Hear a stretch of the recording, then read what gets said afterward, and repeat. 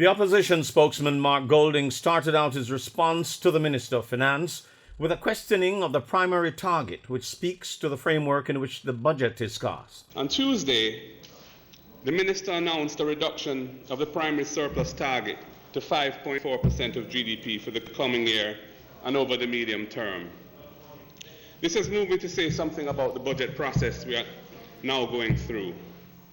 Mr. Speaker, the primary surplus target is the anchor of the entire economic reform program. The fiscal rules, which we have enshrined in law, use the primary surplus target as a mechanism for Jamaica to reduce our debt to 60% of GDP, an international benchmark of debt sustainability for developing countries, by the year 2025-2026. The Minister's fiscal policy paper and the estimates of expenditure tabled on the 11th of February were all built on a primary surplus target of 6.5% of GDP for the next 4 fiscal years. It is those budget documents that were reviewed and approved in the Standing Finance Committee of this House.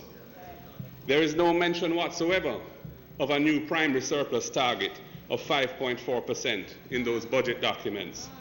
Indeed, Mr. Speaker, even the revised pages of the fiscal policy paper, which were tabled just last week in Standing Finance Committee, expressly maintain the primary surplus target of 6.5% over the coming 4 years.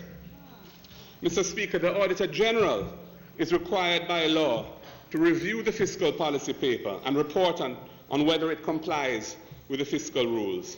She has done so on the basis of a primary surplus of 6.5%, not a lower target of 5.4%.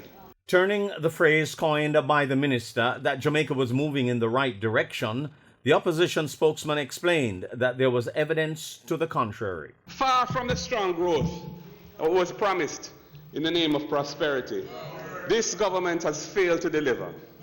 Its pattern has been to set modest official targets and then has failed to achieve even those modest targets. In the world of public relations and optics, they call this prosperity. In the real world, it is called Samphire prosperity.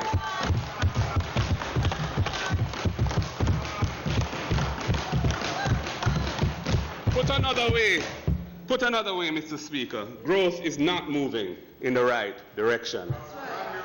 And what's more, the fiscal policy paper tabled with this budget shows that prosperity is not even on the horizon.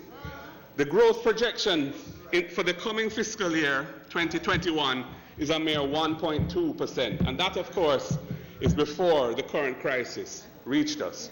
When we consider how poorly the government has performed against their projections over the last 4 years, we have to question whether we can realistically expect even this low rate of growth to be achieved, especially after the minister admitted that this budget was constructed without taking into account the impact of the worldwide coronavirus crisis. Michael Sharp, Frontline News.